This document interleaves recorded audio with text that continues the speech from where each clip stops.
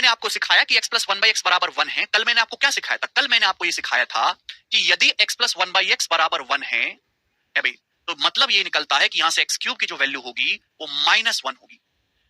अब मैं आपसे आज की क्लास में डिस्कस करूंगा कि यदि x plus one by x -1 के बराबर है, यदि x plus one by x -1 के बराबर है, ठीक है जी, -1 के बराबर है, या फिर अगर मैं इस पूरी इक्वेशन को x से गुणा कर दूं तो क्या हो जाएगा? एक्स स्क्वायर प्लस 1 बराबर -x ही हो जाएगा।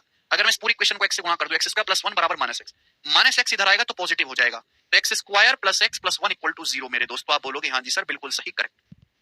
तो अगर x plus one by x -1 के बराबर है या फिर ये आपको दे रखा है, तो आप तुरंत समझ जाइएगा कि किसी भी रूप में दे, यहां से एक्स क्यूब की जो वैल्यू होगी वो +1 होगी। यहां से एक्स क्यूब का जो मान आएगा स्टूडेंट्स वो कितना आएगा? +1 होगा। This is a direct shortcut, एक कंसेप्ट है, आपको ध्यान रखना है, उतार लो अपनी कॉपी में।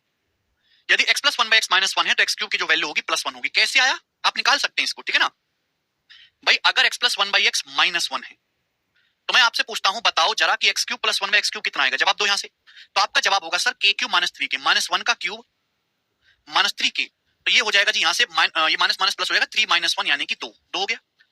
अगर student x cube plus 1 by x cube बराबर 2 है, अगर x cube plus 1 by x cube बराबर 2 है, तो हम सिखा चुके हैं कि एक्स क्यूब की वैल्यू कितनी होनी चाहिए? 1 होनी चाहिए। तो यहां से रिजल्ट निकल के आता है।